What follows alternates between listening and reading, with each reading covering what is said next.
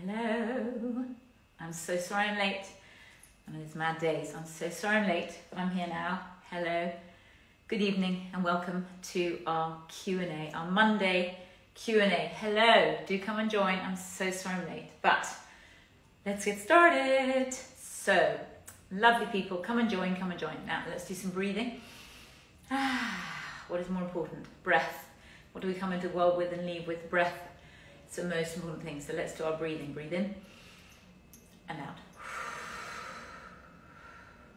Breathe in and out. Breathe in and out. Breathe in. Breathe out. We are blessed. We are blessed. We are blessed. This is heaven. Open your eyes. This is heaven. So I hope we're feeling all a bit calmer. If anybody's been running around like a loony all day, meetings and meetings and business and clients, or kids and kids and whatever it's been, house and house, whatever it's been, let's breathe. Take a moment and think about our health.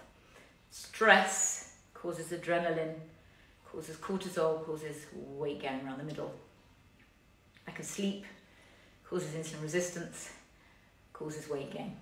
So we want to be calm, not stressed, thinking about our health, and then we have a much better chance.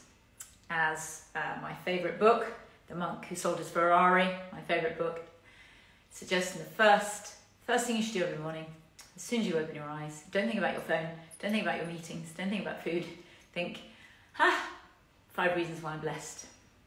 I've got legs, I've got a bed, I've got a partner, I've got a dog, I've got a hamster.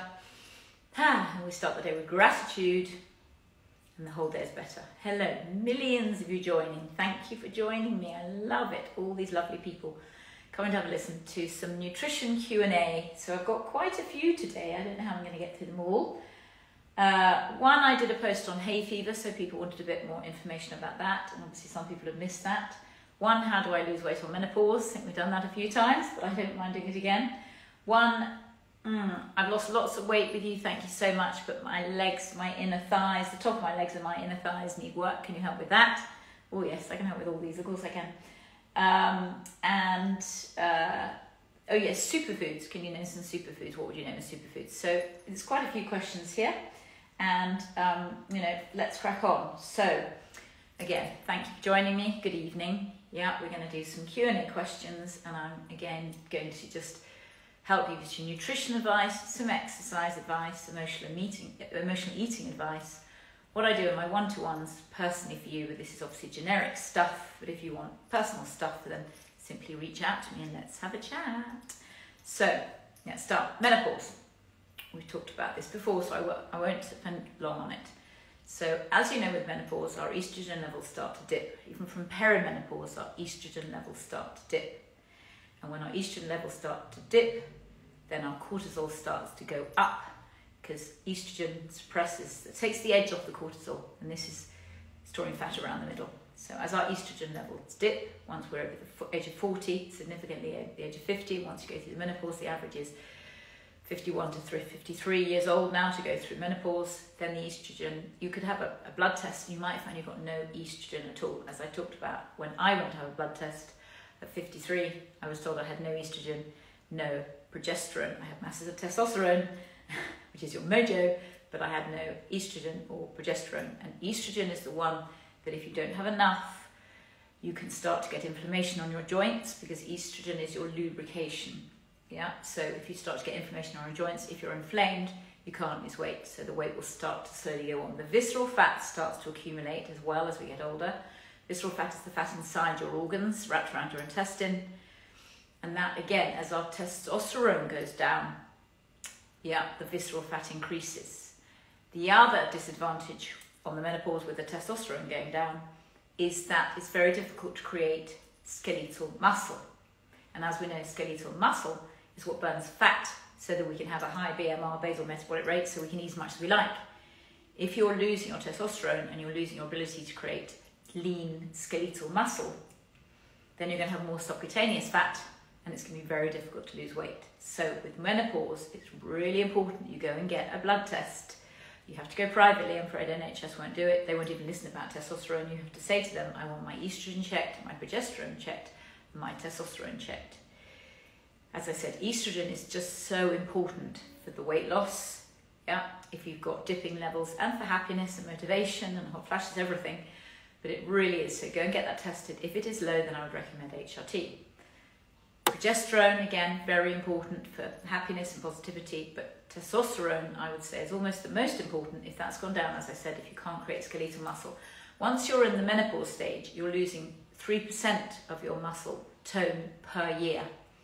And if you can't replace that by doing some resistance exercise, and creating it again, then you will have more subcutaneous fat, less skeletal muscle, you'll burn less calories, and your metabolism will be slower.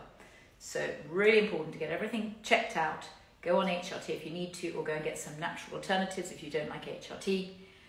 But that's why you're putting on weight, and don't worry, it's completely reversible. Talk to me, because again, in menopause, you have to do different exercises than you were doing before. You need to eat differently from what you were eating before. You need to eat at different times from what you were eating before. You need to think about alcohol a little bit more than you used to before. So again, all of these things I'll talk to. Everything changes over the age of 50. Different hormones.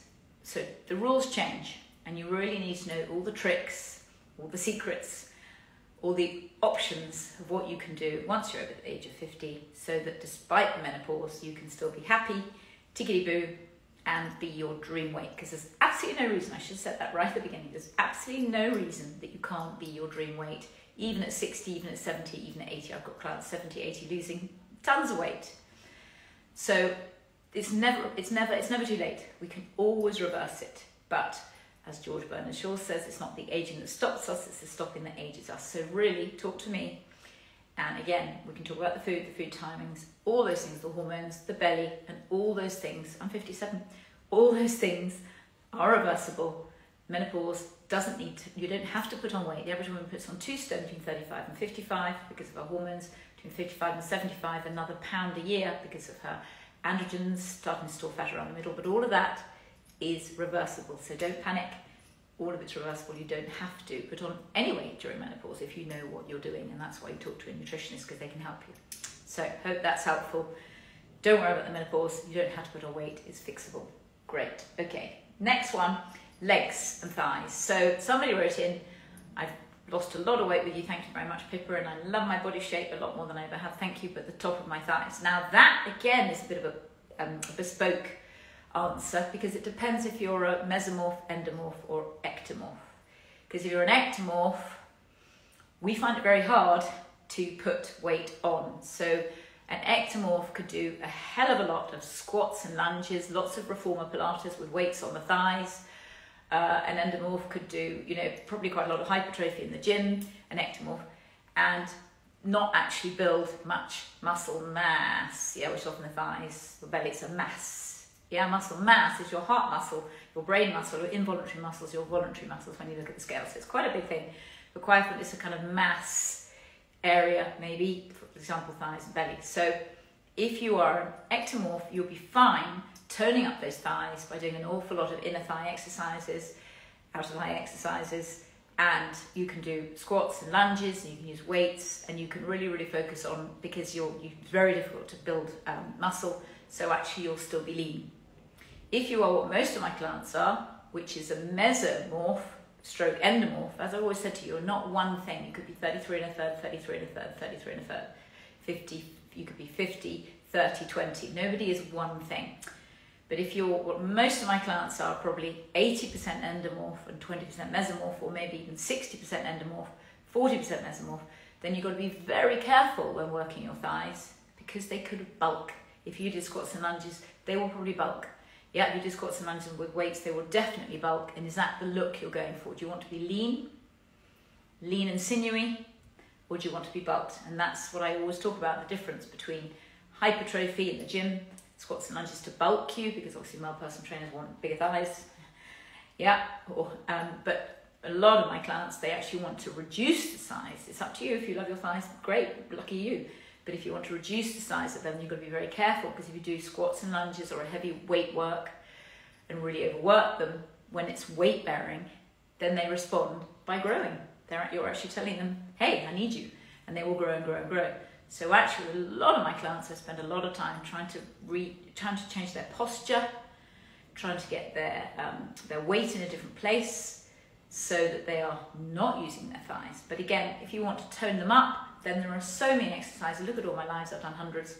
Yeah, look at all my YouTube videos, I've done hundreds. There's so many exercises to work on the thighs, but as I said, just be careful. If you've got a lot of mesomorph in you, you will muscle up really easily. So I would recommend you be very, very careful and just do, your thighs naturally by walking or cycling, but not resistance. As soon as you do resistance, they're going to grow.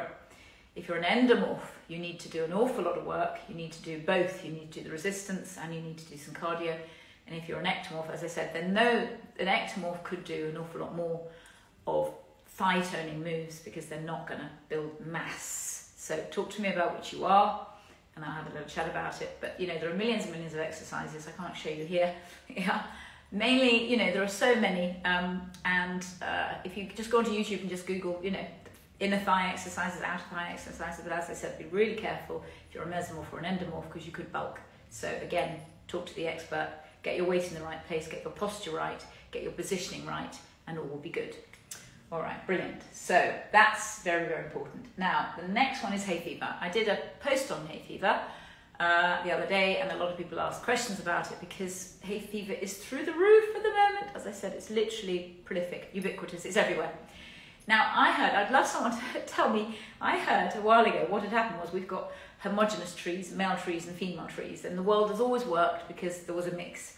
Some bright scientist a few years ago, apparently about 5 years ago, decided that we would not plant any male trees or female trees, and they have upset the whole environmental system, the whole way the trees have always spread their berries or not spread their berries. And the reason hay fever is prolific and so bad now and getting worse and worse and worse is because now we've had years and years of just these male trees or just these female trees, whatever it was. And so, it's all been, the whole ecological system's been mucked up. So if anybody knows about that, would you get in touch? Because I'd really love to know. I should have checked it before, but I don't have any time.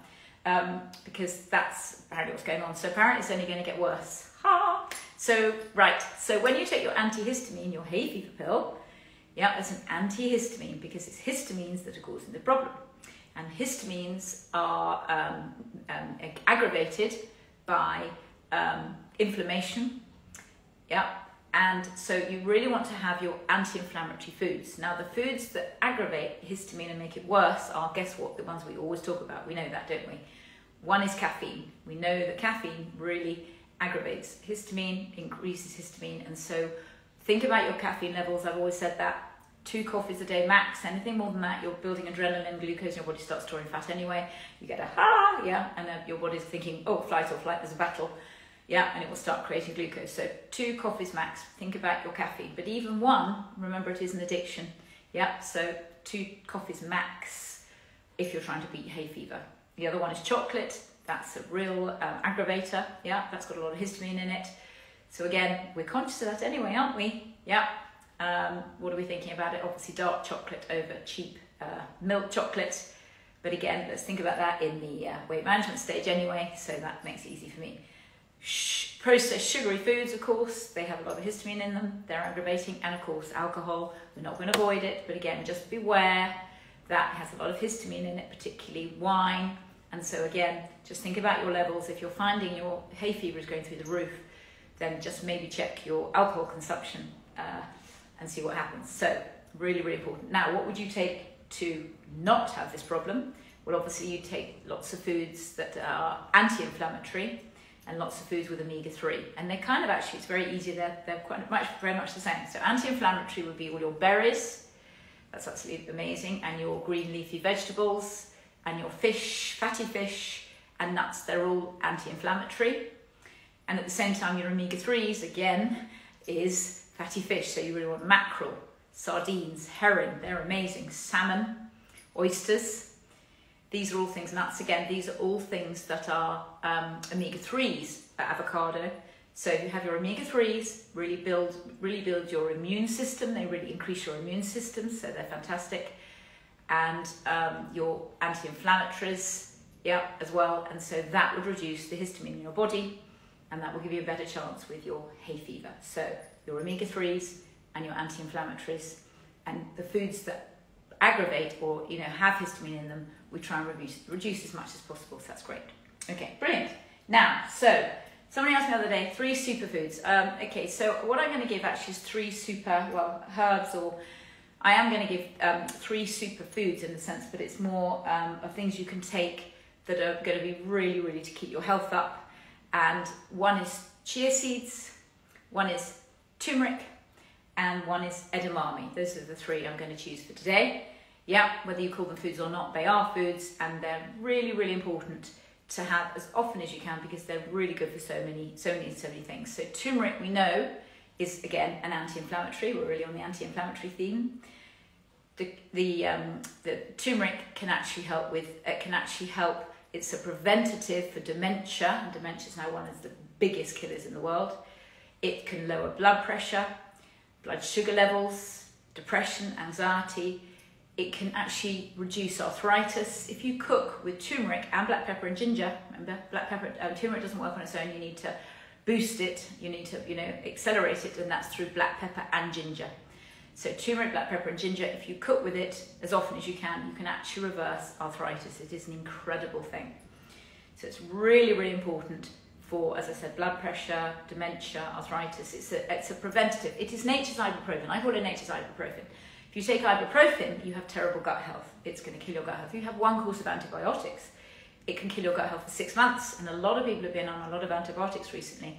We've got to get your microbiome, your gut health back again. And the same with ibuprofen. If you live on ibuprofen, which a lot of people do nowadays, yeah, it's really going to cause gut health problems. And remember, serotonin comes from your gut, your happiness, and your skin and your hair and everything. Your brain, everything actually comes from that second brain, your gut.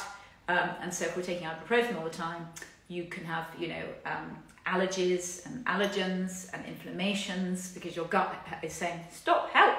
Yeah, when people say, oh, I've got a load of allergies now, allergens or irritations, those inflammations, those are coming from your gut. Your gut is talking to you because it can't, as I say, if you break your ankle's hot and it says, help me, I'm in pain, and you can fix it. Your gut can't do that. How can your gut do that? So instead, it sends out messages, reactions, hives, itchy, hay fever. Yeah, it's sending you all those messages. Listen to those messages. If your gut health is unhappy, your gut will tell you diarrhea or constipation, or there's so many reactions, and that is your gut health. So if you can avoid taking ibuprofen all the time, then why wouldn't you? So turmeric does just as good, yeah, does just as well. Turmeric, black pepper, and ginger. I always, when I talk to my clients, I send them a link. There's an amazing selection on Amazon, because if you're not going to cook all the time, which none of us have time to do, then just pop a pill, turmeric, black pepper and ginger, 2 a day. But if you've got inflammation, you can take up to 6 a day, and that's really, really going to help with your inflammation. Take it down. And as I said, turmeric does loads of other stuff too: dementia, arthritis, even depression, anxiety, heart problems, blood pressure, blood sugar levels. It's amazing. It's a little miracle, and that's why I'm going to call it a superfood. Even if you don't call it a food, I call it a food. Okay, so turmeric, black pepper and ginger. Next is chia seeds. Again, oh my God, they're just amazing. Now, don't forget, they expand to 4 times their size. So if you make a chia pot, you get your glass, put the chia seeds, yeah, and always get them shelled, always get them small as possible at the bottom. Fill it with 3/4 almond milk or soy milk. So it's, 1/4 versus 3/4. Stir it up, put it in your fridge overnight. The next morning, you've got a sort of chia pudding, chia pot. Chias are amazing for fibre. They really, really help. They're also anti-inflammatory. They're very good to take for hay fever, anti-inflammatory, yeah. They're also an omega-3, so they're the miracle food. They also have copper and zinc, but most of all it's the fibre. So, but because they expand so much, people make the mistake. A lot of people say, oh, I put chia seeds on everything. Just be careful. They need to be mixed with some liquid, because if you just have them without a liquid, they will expand to 4 times their size, 3 or 4 times their size. So have it with yogurt, yeah, or have it if you're doing a dressing. Let's say you're doing a lovely olive oil, balsamic vinegar, whatever dressing. Put the turmeric in there, the milled turmeric seeds, you know, so you get all the benefits. It's an amazing little superfood, amazing, does so much for you. But don't just have chia seeds, mix it up. That's why we're doing it. So let's say you get 5 different kinds of seeds. So you're only having a little bit of chia, so it's not too much. Never just do chia. If you are doing chia on its own, then mix it with some solutions. You don't need to soak it before. That's all getting silly. Animals don't soak their chia seeds. So, but just be conscious of that. And a chia pot is a great breakfast in the morning. It might be a bit tart if it's almond milk and soy milk, in which case maybe put a bit of plant-based yogurt in it, make it nicer. But that's a really good start to the day. And there's your fibre, anti-inflammatory omega-3. So chia is a superfood. Then the last one I'm going to talk about is your omega-3, which is your edamame. Ooh, loving it. Edamame, they are just the best. The Japanese have loved edamame since time began. We always have them, don't we, at a Japanese restaurant. But actually, why don't you incorporate them into your normal life? Just have them as often as you can. They're sort of baby, immature tofu. Yeah, a lot of people don't like tofu, but you do like the edamame, don't you? So, and now you can get them everywhere. They even have them in the whole, the whole bean of it in Sainsbury's now, which is extraordinary, I've been told. Yeah, so you can actually get it as you get it in the restaurant, so you can actually cook them from fresh. You can get them in everywhere, Tesco's, Lidl, Aldi, in the lunch section. They come in a little pot, have them with soy sauce. They're amazing. Now, they again are incredible to lower blood pressure. They can almost reverse certain cancers. They're incredible fibre. They are a good source of protein. They're a good source of omega-3s. They again are a miracle food. They really, really fill you up. You go to the loo. They're a pulse. They're the lowest GI of any pulse. And pulses are already the lowest GI of any carb. So they are extraordinary. They're like 15 to 20 GI. So, why wouldn't you just live on them? Eat them as often as you can, just with a bit of soy sauce, yeah? Or add them to your salads, add them to a stir fry. They fill you up, they're fibre, and they've got all these amazing properties in them that, as I said, can change your life. So, 3 superfoods I'm talking about this week: turmeric, black pepper and ginger, chia seeds, and edamame. All of those are like wonderful, nature's most wonderful, energizing, health-giving properties. So just, get them in. I think we're all getting better at this, aren't we? We're getting really aware of how important your health is to your life. As I always say, if you don't have your health independence, you don't have anything at all. If you don't have your health independence, you can't work. You can't be financially independent. You can't look after the family. So, your health independence is so important. So adding things like this into your life and improving your gut health. If people have been living on processed foods, which they have for so long, and they're now getting so aware that they shouldn't be having those kind of foods. Yeah, fried fatty foods, again, that's very bad for your hay fever. Yeah, and then all the grains. Yeah, too much. You're raising your blood sugar constantly during the day. Constantly, insulin is releasing to constantly deal with all that extra blood sugar. Then craving more, because of course, as soon as that blood sugar, shoves it in the fat cells to get rid of it, we get a dip in the blood sugar levels, and then we need more of that same processed food we've been eating. So you kind of live in this roller coaster, sugar roller coaster, sugar roller coaster, sugar roller coaster. Yeah, so we're always trying to have our 6 teaspoons of sugar a day from fruit, veg, salads, spice, seeds, herbs and carbs. That's fantastic. Any other food is giving you processed sugars, and so that's why the average person now can have anything between 45 and 66 teaspoons of sugar a day, which is, as I said, almost 60 kilos of sugar on your body, whereas if you just have your 6 a day, it's about 1 kilo of sugar in your body a year. So I think we're all getting very aware of this, aren't we? Yeah, so really, really important. Okay, so menopause, tick. Hay fever, tick. Working out, just be very, very careful. Endo, ecto, meso, talk to me, get analysed, and I can work with you on that, because you've got to be very, very careful. We don't want to be bulking, we want to be getting lean, not bulked. And then the 3 superfoods. All of that I hope is helpful, and lovely to see you. Thank you, so many of you joining. I've never seen so many people in my life. Thank you, thank you, thank you. I hope that's useful. So this now goes on to my Instagram for a while, then it's put on my YouTube channel. You can see that anytime, they're all kept on there, and you can just keep watching and watching. And I hope every time I give you some new advice, some new information, I do give a lot away, but I'm trying to help you. Yeah, but if there's anything you want bespoke or personalised, then reach out to me. You can see I'm a very easygoing person. Yeah, and let's have a chat about it. Let's get you sorted, because menopause, no matter what age, I'm 57, yeah, health, inflammation, gut health problems, all of those, it's fantastic, it's so great. They are reversible, And my programs are not a diet. You're going to eat more. I always say you're adding in. You're having even bigger lunch and bigger breakfast. You're eating and drinking and a bit more exercise. You're adding in. This is what's so great. We're not restricted. We're not counting calories. We're not measuring anything. We don't do that. We add in. This is a lifestyle forever. And that's why my way seems to work fantastically for all my clients, and the motivation, accountability, and the boost. Yeah, because we're chatting every week. So, hope that's really, really helpful. Thank you for joining me. So many of you have joined. Lovely, lovely. Ask me any questions. I think we said we're going to do this every 2 weeks now, because, you know, I'm giving you so much information. I hope that's useful. And then there'll be more time for more questions. And then I can spend more time with my clients, because I have a lot at the moment. It's summer, I always have a lot, but particularly at the moment. So I think we're going to do the Q&A every 2 weeks, so that's okay. But you can go back in my YouTube channel and see all the ones I've done. So it's never ending, there's hundreds, just refer back to those. But I'll see you in 2 weeks for the next Q&A. And thank you for joining, lovely people. I hope that's helpful. And get in touch and let's have a chat. Mwah, big kiss. Nice to see you. Take care. Bye.